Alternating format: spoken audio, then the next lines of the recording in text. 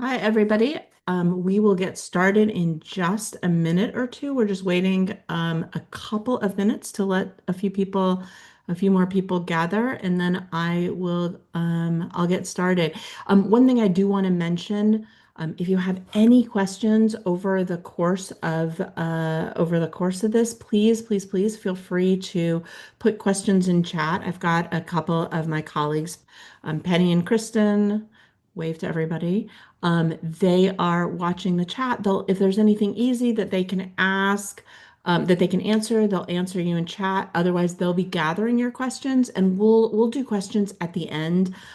Just because I find a lot of times with questions, we might cover the material, so we will cover questions at the end. And then you can either, if you're brave enough to actually be seen on camera and speak, you can ask questions that way, or we can, of course, you can put you can put your questions in chat. So I'm going to, for most of this, there's a couple things that are a little technical. This is really not meant to be technical in terms of it's sort of to give you a sense of it. So hopefully, it will make sense to everybody and you all will get good information from it. Let me get us started. I'm going to start to share my screen.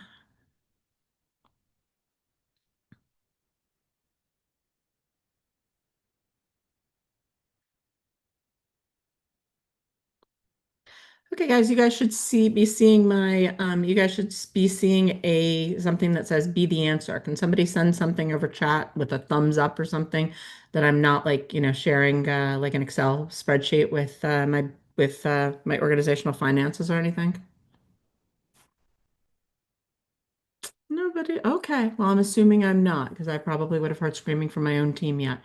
Awesome. Thank you everybody so much for joining us and for coming out. This topic has been one that has been super interesting. It's our second webinar. We did one a couple of months ago. I'll mention this when we get to some parts. And first of all, we managed to fill this up a second time very quickly around on this topic, but also it's been super interesting.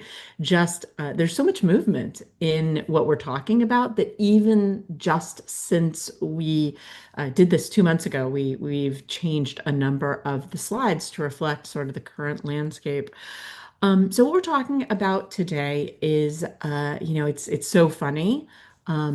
Search engine optimization is sort of generally known as SEO. We don't yet quite have a name for what we're talking about. At my team, we all call it generative AI optimization. I know other people call it GEO.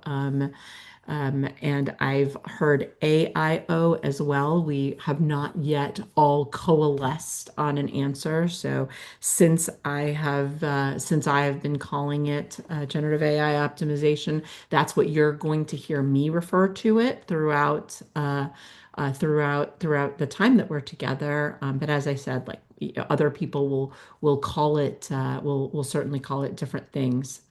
So. Awesome. So let's get started. The things that what we're really going to be here's what we're going to be talking about today. So here's our quick agenda. New buyer's journey. We're going to talk a little bit about sort of why we're talking about this today and how we're seeing consumers use generative AI optimization. We'll do a very brief description of what is generative AI optimization. I have to assume you all are spending a lovely afternoon, little crisp here in Washington, D.C., but still lovely nonetheless to learn about it. So you probably have a general sense of what it is, but we'll go over a little bit what it is, state of the industry. So what are some statistics we're seeing? The basics. This is the section that you guys are really going to want to have your pens and pencils out. Although to answer your question, we will have the video available. So And I believe we also might send out the slides as well. So, as much as you want to take notes, feel free, but you shouldn't feel like you have to because we are happy to send that out. So measurement. So, what is the state of the industry in terms of the tools for measurement, guardrails, and warnings? We'll talk a little bit about what we see right now, what we're seeing right now in terms of where people lie on the journey. And then, yes, I am going to try and sell you on something, which I hopefully will sell some of you. And then we'll open up for questions. Awesome. So, starting out, let's all meet Charlotte. So, who is Charlotte? Charlotte's a managing partner of an architecture firm. She's questions about WIP revenue, and she asks ChatGPT. This is really sort of what we're seeing, right? Is how sort of people start interacting.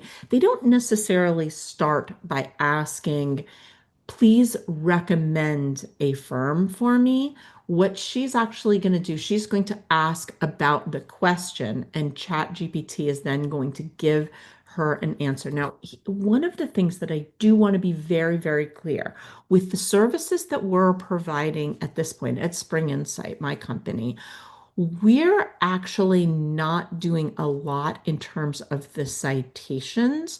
So if you think about the last time you were with ChatGPT, with Gemini, with any of them, um, they do give citations, but they give citations only for things that are not general knowledge. If it's very, very specific, a very specific question, they might give a citation. It's usually when we're talking about this work and the work that we're doing, we want our clients to be recommended. So if somebody says, "Hey, I need somebody who can help me with this," who does that? Right? That's what we're looking to do. There are some people who do work on that citation piece, but what we're finding, what we at Spring Insight have found, it is just so inconsistent when you ask an informational question, such as in this case, what Charlotte might have been asking, what is WIP revenue? How do I make sure that I'm accounting for it properly?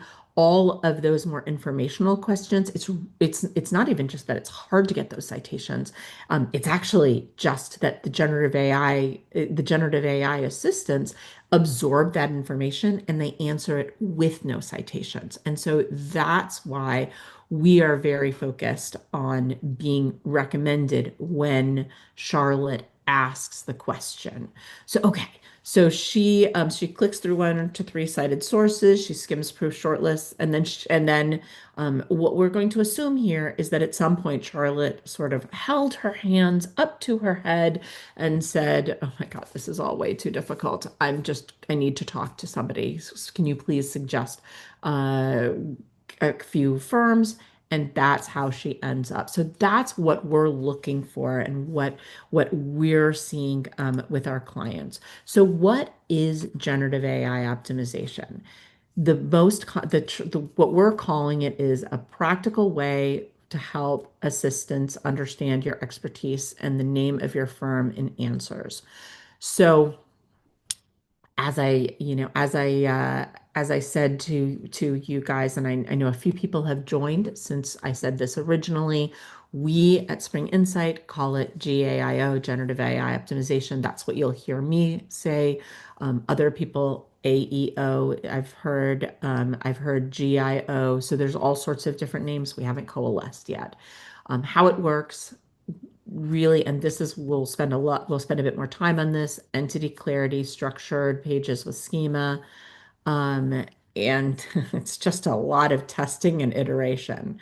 So what you're looking at, the screenshot you're looking at here is actually from a client of ours, and this is how you can see that it works. I've developed a medical device. It's currently in distribution in the US. I'm interested in bringing it to the Pacific Rim.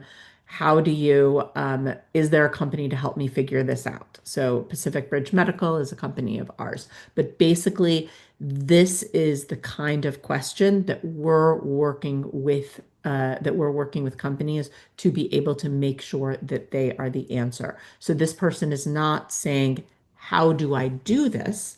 Now, I will say this is a narrow enough field. This is a narrow enough market that it is quite likely that it might actually give a citation because there are, I believe, like six organizations that really do this work. But for most of us, right, the things that we do, the services that we provide are comprehensive enough that it's kind of hard to become that citation. But actually, if you take a look, you will see this one does have some citations, but a lot of the time, as I'm sure most of you are used to seeing, you really just don't see those. You don't see those citations, which is why we are not doing that quite as much. Okay, so state of the industry. I I am 56 years old and I have been in the consumer web since there has been a consumer web. I'm not telling you that just to share my age. I'm telling you that to tell you that I have seen a lot of technology come and go, and I have not seen adoption of anything that has even come close to adoption of generative AI. We have gone from a point where, gosh, I guess when I started really using it very seriously about a year and a half ago, maybe 2 years, my husband literally running out the door when he saw me talking to an AI agent because he found it so terrifying. And my friends being, what are you talking about? To pretty much everybody at this point, so the tipping point has come. We are really seeing, but that's not what you're interested in. You're not interested in general adoption of AI. You're interested in adoption of AI as part of buyer behavior. So we are absolutely seeing this. Gartner has suggested that 95% of seller research workflows will begin in the AI assistant. So that's what we saw from Charlotte, up from less than 24 or 20% in 2024. Um, this is what I mentioned. So ChatGPT saw 5.4 billion visits in June 2025. So think about just the scale of that growth from not even being a consumer ready technology at the beginning of, certainly at the beginning of the century. It's just, sorry, at the beginning of this decade. Just amazing. Google, and even if you want to ignore the existence of generative AI, Google really is now, when you Google things, they are showing those AI answers because they want to keep you on their pages. So those AI overviews now are appearing on 13% of queries in March 2025, and which is up a hugely significant amount. And by the way, this is March 2025. I would imagine that that has gone up exponentially even since then. So what does that mean? That means you are seeing a lot less click through, right? Because now, if you used to ask, let's just talk about a random question like, if you used to ask the question, how much water do I need for a cup of rice, right? Like that's the kind of question that, back in the day, you would ask that and it would show you a web page that would show you, okay, so for jasmine rice or for different kinds of rice, how much water do you need, right? That was something that they would have given you a link before. Now there's no way anybody is going to end up on a page for that because that is now all being served up. But remember, that's one of those questions that I was saying, you're not going to fight for that traffic. You're not going to fight for the purely informational traffic because it's just so unlikely that that person wanting to know and understand the water proportions are going to come to your website. Okay, so enterprise is real, not just hype. McKinsey has is telling us that 53% of surveyed executives say they regularly use generative AI at work, and I can only imagine that that has gone up since. So what this means that this is absolutely essential for you to start to think about, for you to start to learn about, which is good because you're here, you're doing it, you're doing what you need to do to be able to start this work. Okay. So let's talk about, whenever I talk about this to people in my real life, the first thing they always said is, well, search engine isn't that just search engine? Isn't that just SEO? I mean, is there really a difference? Isn't it just SEO? And so let's talk about it. In a lot of ways, yes, it is. There are some similarities. So what stays the same? Clear site structure and healthy crawl. Those are really, really important. Helpful pages that answer real questions. So even though we're not fighting to earn loyalty from people or to earn um, um, getting those citations, we still need to have questions that are asked in question form and that we are answering questions to. Fast, accessible, mobile friendly pages and consistent names and listings across the web. So, those are things that stay the same, but it does begin to diverge. So, let's talk about how. I actually called generative AI optimization SEO plus because a lot of, because there's nothing for search and it's just a lot of additive things that you need to do to really be good at generative AI optimization. So what changes? First, the objective changes. So, whereas search engine optimization seeks your goal is rankings and clicks, with generative AI optimization, you're seeking citations or actually mentions. You're really seeking to be mentioned inside of the AI answers. Now, why does that matter? Because, as we said, with search engine optimization, with SEO, they're ending up on your site. With generative AI, they're ending up sort of being referenced, but they might not be linked. So the unit of success, SEO tracks page position, generative AI optimization tracks your firm being named as a source. Primary focus, SEO leans on relevance and links, whereas generative AI optimization leans on entity clarity and structured evidence. We are going to talk a little bit more about entity clarity and structured evidence in just a minute or two. Um, so when you're testing for SEO, you're testing Google results, right? You're testing when what gets returned, and here you're testing in those AI assistants. We'll talk a little bit about in a couple minutes. We'll talk a little bit about sort of what the state of play is for those results and analytics.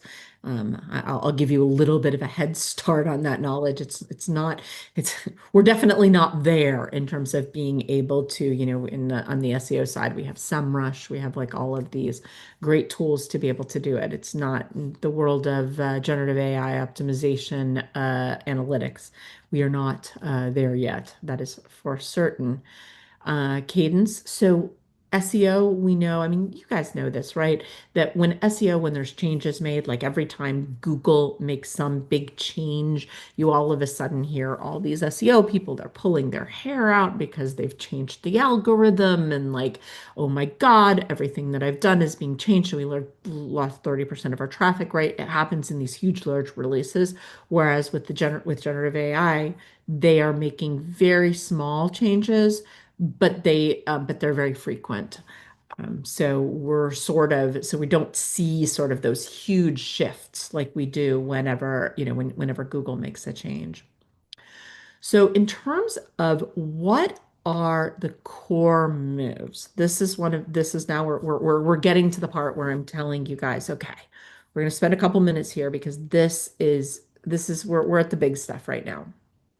So what what does generative AI care about? What are the things that they really care about? We're going to talk about behind the curtains. So that's on sort of the back end of your site, and on the stage, that's what people can see. So item number one, picking your identity, picking one canonical firm name and spelling and using it everywhere. And you're probably out there thinking, oh my God, that's so obvious. I can't believe I spent an hour listening to this woman and she's picking up something so obvious. It's actually not as obvious as you think. So take my company, for example. We've had some work to do on this because so our legal name is Spring Insight Marketing LLC. And our company name that we use pretty much everywhere is Spring Insight, and our URL is Spring Insight, right? So we do actually have some names, some different names floating around. So we have had to work on that. In addition, you need to have a description. I don't talk about the, I didn't mention it here on the slide. That's why you're lucky that you attended. You can hear me say this, but so it's not just the name. It's actually also a description. You want a description, usually I think like 50 to 70 word description that you use everywhere.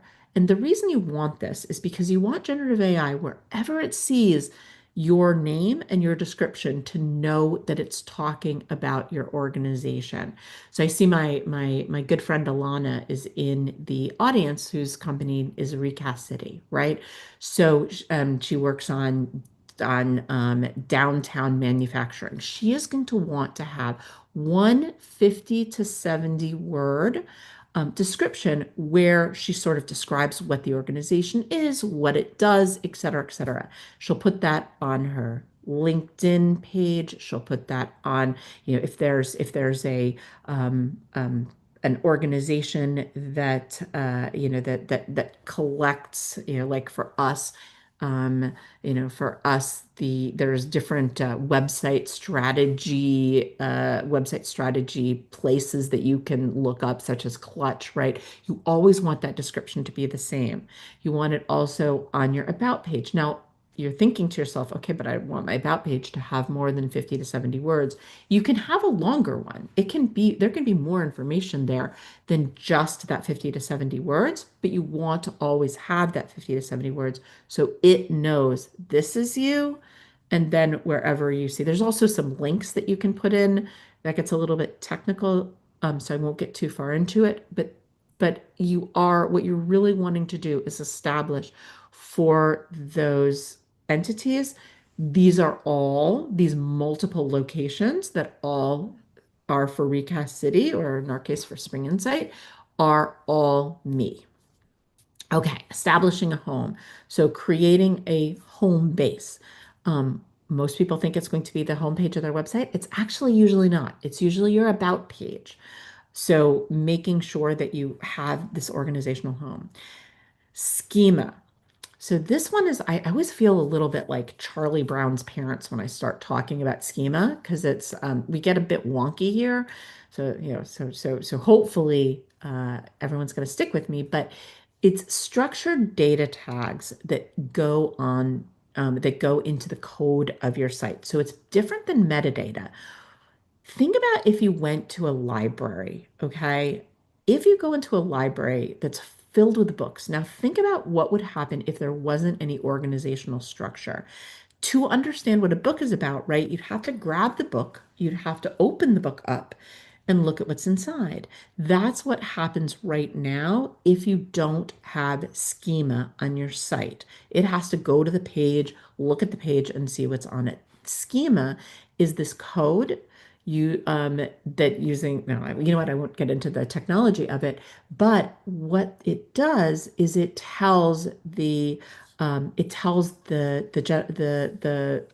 agents, this page is a home page. This page is a service page, and it promotes this service. This page is a person page, and it talks about this person, right? So it's basically the part of the website, or the code on the website that tells them exactly what that page is for. Okay, so that's what's happening. Some of the basic things that you need behind the curtain. So on the stage, you're always answering questions.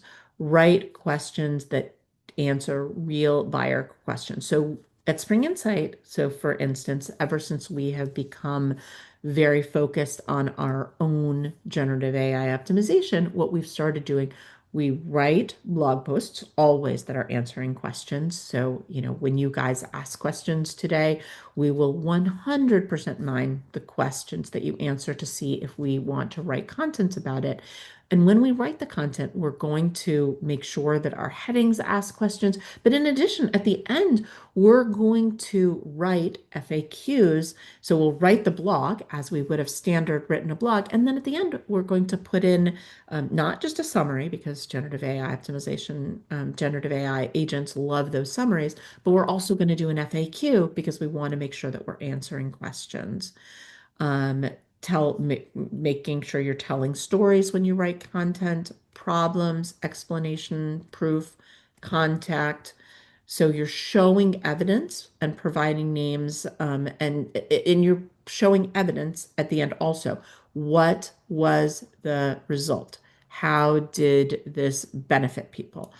So okay, I feel like I haven't taken a breath in a really long time. Can somebody pop a thumbs up in if like you all are still with me and I'm speaking at the right level in terms of not too high, not too much. Awesome. Thank you, everybody. Perfect. Okay, so we're going to move on from the basics. So, okay, there's a lot of stuff in here and it can be hugely overwhelming. So, I wanted to have you guys look at, okay, if I were to come up with Erica, give me 6 things that I can do. What are 6 things that I can do that will really improve our conformance to generative AI and what it likes? So number one, choose a canonical firm name and sentence definition. Remember that was the you can't be both Spring Insight and Spring Insight Marketing. You have to be one or the other. What is your canonical firm name and what is that 50 to 60 word description or 2 sentence here that you're going to use everywhere. You're going to use it on LinkedIn. You're going to use it on Clutch. You're going to use it wherever your name is listed. You're going to use this description. Okay, so that's what you're going to do on day one. Day two, choose or create your entity home. You guys remember that's probably your about page. 3, list 10 buyer questions. So that could be questions that, and you guys know what your buyer questions are. That's, how much does this cost? Any question that you get when you're talking to people about sales. It can be a lot of times it's about price. A lot of times it's about approach. So any of those questions, what are they? And what are the kinds of content that you can create? So, day 4, you use those buyer questions and you're going to find and document your content gaps so that you can create content filling those gaps, right? Day 5, add 5 FAQs somewhere on your site. So go into your, if you have a service page that you're already really happy with, just go in and add some FAQs. And by the way, this is not hard because what you do is you take the content from the page, you feed it back to a generative AI agent and say, hey, I need 5 FAQs related to this content. Please give me 5 FAQs that that would be useful for a generative AI agent such as yourself. We always need to be nice, of course, to the AI agents, just in case they do later on come and kill us all. So we need to have been very polite to them. So can you please give us 5 questions based on that? And then day 6, so I had it in day 5. I was giving you a week, and as you can see, I didn't even change the slide, 5-day quick start. I was giving you only 5 days, and then at one point I was like, when I was preparing for this, I was like, wait. We need to give them prompts. So in addition, now your secret day six, you're going to slip in and you're going to come up with 10 prompts to track. So that means 10 questions that you really want to be the answer to. You really want to be that people think of you as the answer to. So six, resource seeking. So what are resource seeking? That means that's the one that you saw earlier for my client, Pacific Bridge Medical. Can you recommend a company? One, brand accuracy. That's a question about you. Does what kind of organizations does Spring Insight work on? And then one, we're going to try one long, if you have a long tail how to. So, I talked about my good friend Alana. I think her kind of business is long tail enough. There's not so many people doing what she does, and so she might be able to do that kind of search where we have a long tail how to. Hopefully, everybody knows the term long tail. I can't remember. I want to say that was a Seth Godin. It's basically that, there's a lot of questions that all of us answer, and then there's this long tail where you have longer words. It was used a lot in search engine optimization. Okay. So I started to talk about this a little bit earlier, measuring success for search for how this works. We are not there yet in terms of measurement, in terms of like, whereas for SEO, you can go in and you can go in and you can certainly use like something like SEMrush, or Ahrefs, right? And there's amazing, amazing metrics that you're going to get. We are not there yet. We're not anywhere close to there yet with generative AI optimization. Everybody is working on this because, of course, of everything I've talked about, how important this is, right? And how many people are using it, but we're not there yet. So, and there's a number of reasons why, but the main one is we really can't see what's happening in those sessions. So there's no, so really the best way to test is actually just to use the AI agents themselves. You create those. Remember, I told you, oops, let's go backwards. I told you I wanted you to create those 10 prompts, right? So you're just going to test yourself. You're going to like just go in using don't go in on an account. You probably want to use a different browser than you usually use. So if like me, you're an Arc user, or you usually use Chrome, then you'll go in on something else, and maybe create a different account so that it doesn't have your history, and ask it the questions. So what are you looking for? There's not a single score. You're just looking for the direction. You're looking for like, are you being mentioned? What are you seeing? What are you tracking? Inclusion, coverage, and brand accuracy. So are you included when people are asking those direct questions? What are you included for? So the method, there's that 10 prompts. And you're looking for trends over 30 to 90 days. So if there's no change after two cycles, change the plan. Okay, so in terms of tools, we at Spring Insight, because we're using SEMrush for it. I'm not loving what I'm seeing yet because they're still very much working on it, and I have not yet seen anything that I'm like, oh my God, this is going to be the tool of choice. But stay tuned. Just because obviously, as this becomes more the norm, we are going to see more entrance into this industry. Of that, we can be certain. Okay, so let's talk about guardrails and warnings. So number one, the target is moving fast. Oh my goodness. This just moves fast, right? Number two, okay. AI agents are like the boy that you dated in college that all your friends knew was a loser, but that you thought you were going to be able to change him. They are takers, okay? They are takers. We always have to remember that. So, as much as we want to have them take the information and then send us stuff, that's not really how they're created and how they're takers. So a lot of times they're going to take that content and they're not going to send us. So we just need to know that, right?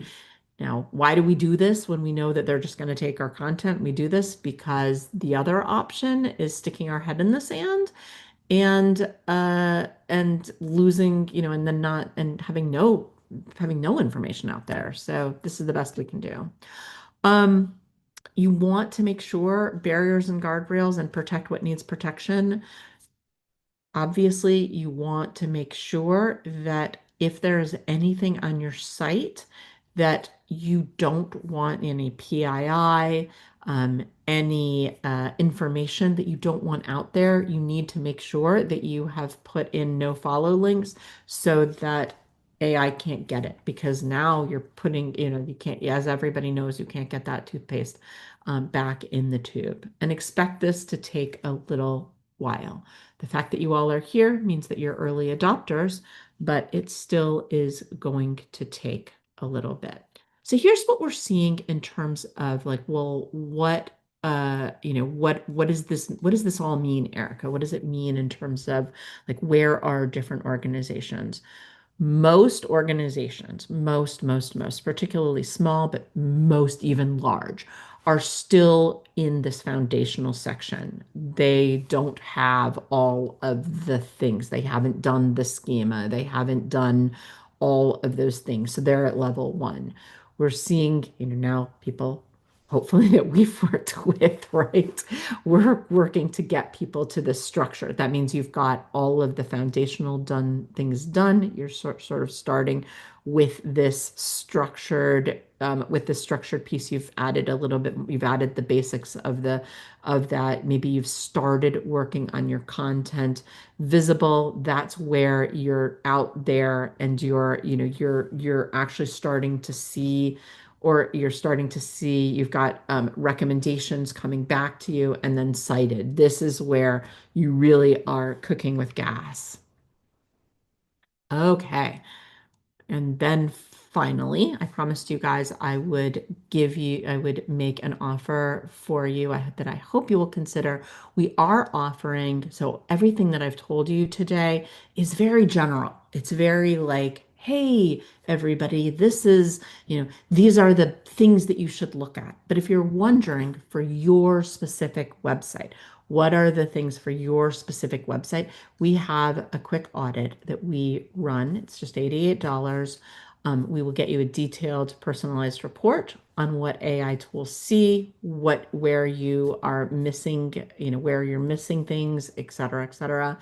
And we can chat through sort of what are best practices and how to get that done. I'm happy to take questions and show you some feedback that we received from, as I said, we did a webinar once before, and here's one of the many people who purchased from that and how utterly delighted he was with the audit that we provided. So with that, I am open for questions. So I'll ask first my team. Did we have any questions that I can start by asking? Or answering, I should say. No, no questions. Oh my goodness, you guys. I must have been just so fascinating that everybody wanted to just listen.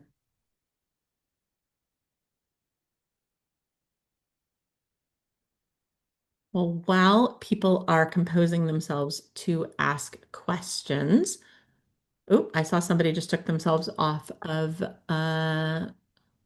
so good question, Alana. Alana asks, what tools do we use to do the schema work? I literally just answered this one yesterday on LinkedIn because I posted about schema. Schema is code. This is 500 level. We do not yet have sort of the metadata, how right now, how the SEO tools have have the ability to put in metadata. and it's very easy and there's tools for it. Right now it's code.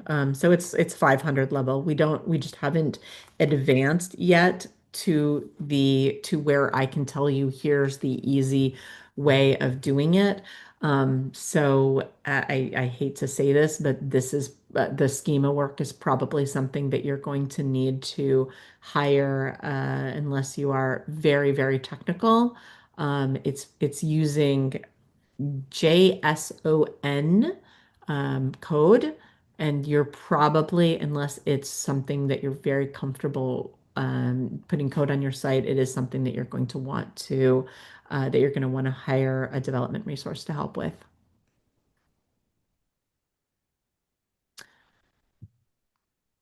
What other questions do we have?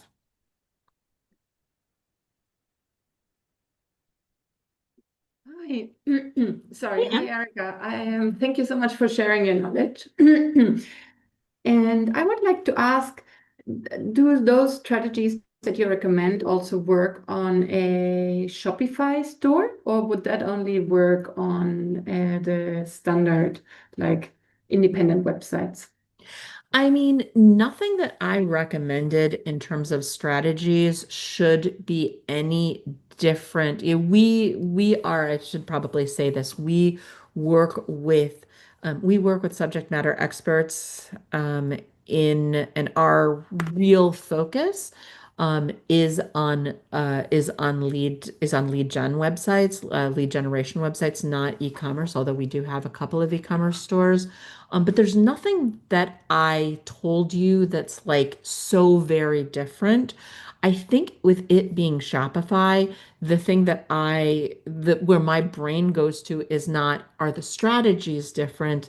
It's, whenever you're working in a proprietary solution versus working in an open source solution, you're a little bit more locked down in terms of what are the things. So like Alana just asked, what tools do you work with for schema, right? Like the back end of the site when you're working in a proprietary environment is going to be a bit more locked down than will be. But there's nothing about the strategy that's going to work differently. It's really going to just be about what are the tools.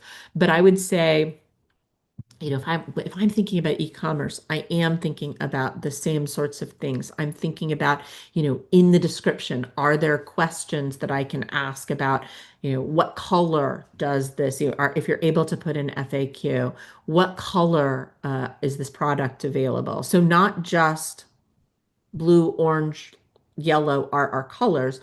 What colors are they available in? These are the colors. Do you see what I'm saying? So Mhm. I don't think that's going to be any different. Mhm. Okay. Thank you very much. Absolutely.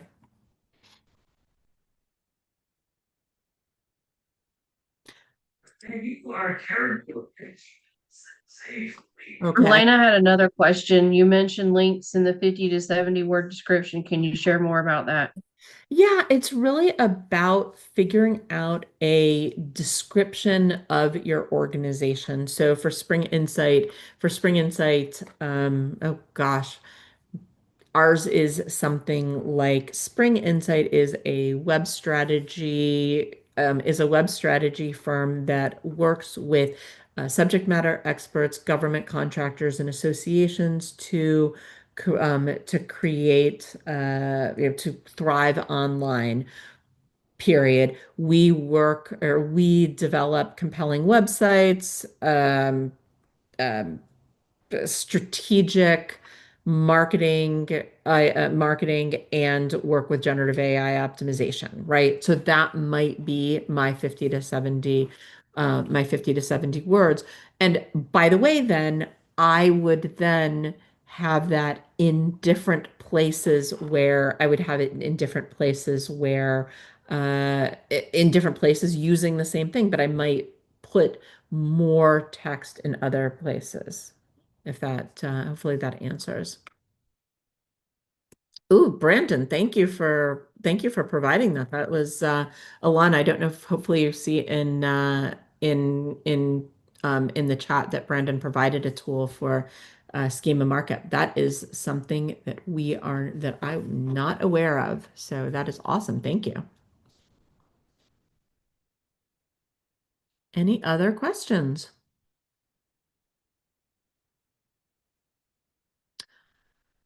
Awesome. Well, if not, I want to thank everybody ever so much for coming in. I hope you will, for those of you who are interested in learning more, please consider again going ahead and using our QR code and signing up. We have, as I said, the audit for your site. And I am happy to really take the information that we talked about here in a very general sense and give you customized findings for your specific needs. So thank you everybody so much, and it is always so much fun. I love this topic and always enjoy going over it. Bye everybody. Thanks. Bye. Bye.